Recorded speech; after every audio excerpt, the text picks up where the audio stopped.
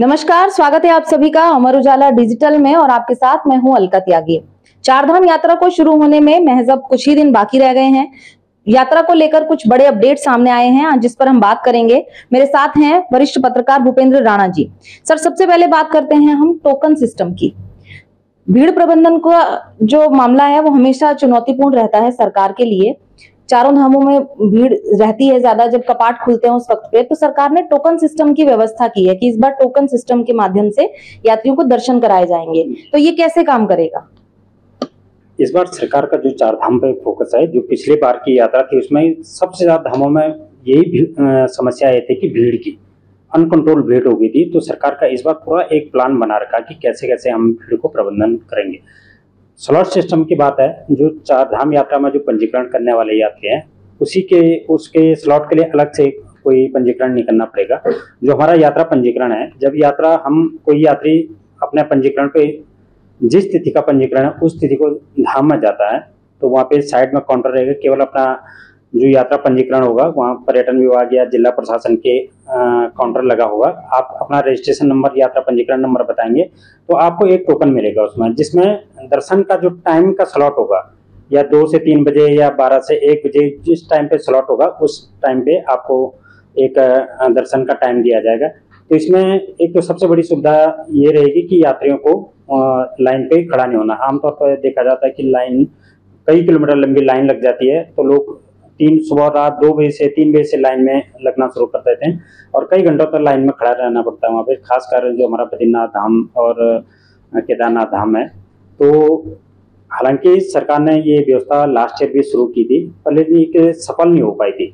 तो इस बार मुख्यमंत्री पुष्कर सिंह धामी ने भी पर्यटन विभाग और जिला प्रशासनिक अधिकारियों को भी इसमें जो हमारा भीड़ मैनेजमेंट स्लॉट सिस्टम है इसको और मजबूती से, सख्ती से इसको प्रभावी ढंग से जो है लागू करने का। तो इससे अगर ये व्यवस्था सही ढंग से लागू हो जाती है तो इससे जो हमारे तीर्थयात्री हैं इनको दर्शन करने में धामों में काफी आसानी होगी। तो मतलब यात्रियों को लाइन में नहीं लगना पड़ेगा अगर टोकन सिस्टम अच्छे से लागू हो जाता है तो। सर, दूसरा ये कि अभी तक 20 लाख से ज्यादा यात्री पंजीकरण कर चुके हैं अपना, और मई तक बद्रीनाथ और केदारनाथ धाम के लिए जो ऑनलाइन पंजीकरण हुए हैं उसके स्लॉट फुल हो गए हैं। तो क्या इसका पंजीकरण का स्लॉट अभी बढ़ाया है सरकार ने, या यात्री जो आएंगे वो मई में कैसे यात्रा कर पाएंगे? चार धाम यात्रा के लिए इस बार जो है पर्यटन विभाग ने 20 मार्च को यात्रा पंजीकरण ऑनलाइन, जो ऑनलाइन व्यवस्था आधार आधारित पंजीकरण है, इसमें आधार के बिना पंजीकरण नहीं हो पाएगा, OTP आता है इसमें। तो लगभग जो हमारा 1 माह का समय है इसमें अभी तक हमारी जो पंजीकरण की संख्या है वो 20 लाख पार कर चुकी है। तो जो हमारा बद्रीनाथ और केदारनाथ धाम है, मई माह की जो यात्रा होनी है उसके लिए लगभग ऑनलाइन जो हमारा स्लॉट सिस्टम है फुल है, वो अवेलेबल किसी भी डेट में अवेलेबल नहीं है। और बाकी जैसे गंगोत्री और हमारे यमुनोत्री धाम है वहाँ के लिए अवेलेबल है। वहाँ भी स्टार्टिंग में अगर बोलें तो वहाँ पे कम अवेलेबिलिटी है, और जो हमारे लास्ट मई तक वहाँ पे दोनों धामों में है। पर बद्रीनाथ और केदारनाथ में जो मई माह का यात्रा करना चाहते हैं हमारे तीर्थयात्री, तो उनके लिए स्लॉट अवेलेबल नहीं है ऑनलाइन के लिए। तो अभी बढ़ाया नहीं है स्लॉट सरकार ने, तो ऑफलाइन पंजीकरण की क्या व्यवस्था है कि जो यात्री आएंगे वो अगर ऑनलाइन नहीं कर पाए हैं तो क्या ऑफलाइन पंजीकरण कर सकते हैं? ऑफलाइन पंजीकरण 28 अप्रैल से शुरू होने जा रहा है। ये सुबह 7 बजे जो हमारे ऋषिकेश, हरिद्वार, हरबटपुर और विकास नगर, जो हमारे यात्रा के मार्गों की जो प्रवेश द्वार है, यहाँ पे इन जगहों पे 65 पंजीकरण काउंटर खुलेंगे और ये 28 अप्रैल को सुबह 7 बजे से ये ओपन हो जाएंगे। तो जिन तीर्थयात्रियों ने ऑनलाइन पंजीकरण में वंचित रह गया या नहीं करवा पाए तो उनको निराश होने की जरूरत नहीं, आपको ऑफलाइन पंजीकरण आराम से काउंटर पे करवा के यात्रा कर सकते हैं। सरकार ने ये व्यवस्था की है। तो ये पूरे यात्रा काल के लिए रहेगी व्यवस्था, लेकिन जो मई के स्लॉट फुल हुए हैं उसमें भी पंजीकरण ऑनलाइन करा के लोग जा सकते हैं, ऑफलाइन करा के? ऑफलाइन जो मई की यात्रा के लिए उसमें भी ऑफलाइन पंजीकरण होगा, क्योंकि इस बार सरकार ने किया था जो 60% पंजीकरण है वो ऑनलाइन की व्यवस्था की थी और जो 40% पंजीकरण था उसको ऑफलाइन किया था, ताकि कई बार रहते कि बुजुर्ग लोग आते हैं, दूर दराज से लोग आते हैं, उनको कई बार पता भी नहीं होता कि पंजीकरण का, और वो यात्रा पे आ जाते हैं, जब पता यहाँ लगता तो उनको काफ़ी दिक्कतें होती हैं। तो सरकार ने ऐसी व्यवस्था की गई ऑनलाइन 60% जो हमारा 60% उसको ऑनलाइन किया जाए और 40% ऑफलाइन किया जाए, ताकि जो बिना पंजीकरण जी या जिन यात्रियों का पंजीकरण नहीं उनको काउंटर के माध्यम से आराम से अपना पंजीकरण करके आगे की यात्रा कर सकते हैं। तो ऑफलाइन जो पंजीकरण होगा वो मई की यात्रा के लिए होगा। जैसे एक मई को केदारनाथ के धाम खुलने और 2 मई को केदारनाथ के खुलने और 4 मई को बद्रीनाथ धाम के खुलने, तो 2 के भी अवेलेबल ऑफलाइन पंजीकरण होगा। जो जितना हमारा कोटा है ऑफलाइन का उसमें ऑफलाइन पंजीकरण। ये तो स्लॉट सिस्टम, टोकन सिस्टम और जो ऑफलाइन रजिस्ट्रेशन है उसकी बात हुई, लेकिन जो पंजीकरण अभी तक हुए हैं 20 लाख पंजीकरण जो अभी तक हुए हैं उसमें देखने में आया कि 0 से 5 वर्ष तक की उम्र के या बुजुर्गों के भी काफी पंजीकरण हुए हैं। तो और सभी राज्यों से लगभग पंजीकरण हुए हैं, तो कहाँ के ज्यादा पंजीकरण हुए अभी तक? अगर हम अब तक की पंजीकरण जो हमारा ऑनलाइन पंजीकरण हुए तो अगर हम उनको देखा तो लगभग हमारा जो पंजीकरण का आंकड़ा 20 लाख पार कर चुका है। अगर हम एज ग्रुप के हिसाब से देखें, यात्रा पंजीकरण में जिन यात्रियों ने पंजीकरण किया उनके एज ग्रुप के हिसाब से देखें तो हम 0 से अगर 15 साल के आयु के वर्ग को देखें तो उसमें भी उत्साह कम नहीं है।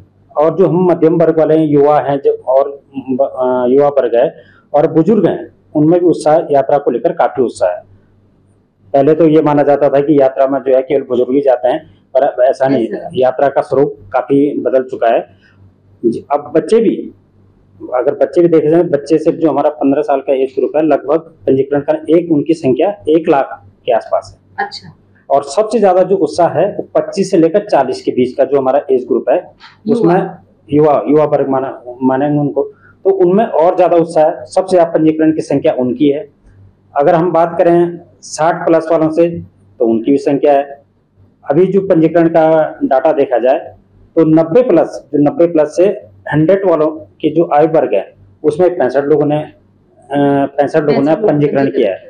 तो यानी जो बुजुर्ग 90 साल से ऊपर वाले हैं उनमें भी क्रेज कम नहीं है, वो भी 4 धाम यात्रा में यात्रा करना चाहते हैं। तो सभी एज ग्रुप में मतलब क्रेज इस वक्त देखा जा रहा है। तो अभी तक किस किस राज्य के लोगों ने ज्यादातर पंजीकरण कराया? अभी अगर हम पंजीकरण का डाटा देखें तो आमतौर पर हर बार यात्रा में ज्यादा जो बड़ी स्टेट में मध्य प्रदेश है, महाराष्ट्र है, यूपी है, गुजरात है और साउथ के जो हमारे राज्य हैं यहाँ से काफी लोग जो है 4 धाम यात्रा में आते हैं। पर इस बार जो हम पंजीकरण का डाटा देखें तो महाराष्ट्र के जो लोग हैं वो पंजीकरण में सबसे ज्यादा करवाने वाले लोग हैं। और दूसरे नंबर पर हमारा उत्तर प्रदेश है जहाँ से सबसे ज्यादा पंजीकरण हुए, और तीसरे स्थान पर मध्य प्रदेश है और चौथे स्थान पर हमारा गुजरात है जहाँ से जो पंजीकरण की संख्या देखें। और इसके अलावा सभी राज्यों से कोई भी स्टेट ऐसा नहीं होगा जहाँ से यात्रा पर लोग आने की इच्छुक नहीं है, सभी ने पंजीकरण करवाया है। पर ये जो 4-5 स्टेट हमारे मैंने नाम बताए तो ये पंजीकरण में सबसे यहाँ के लोगों में काफी ज्यादा उत्साह देखा जा रहा है पंजीकरण की। अगर हम देखें तो ये लोग काफी पंजीकरण में आगे। तो विदेशी कुछ लोग हैं जिन्होंने भी पंजीकरण कराया अभी तक? विदेशी भी काफी लोगों में है। यूएसए है, आपका नेपाल है, बांग्लादेश है, मलेशिया है, सिंगापुर है, यूरोप से भी हैं, जर्मनी से हैं, स्विट्जरलैंड से हैं, तमाम विदेशों से भी कोई भी लगभग 100 देश ऐसे हैं जहाँ से रजिस्ट्रेशन हुए हैं विदेशी।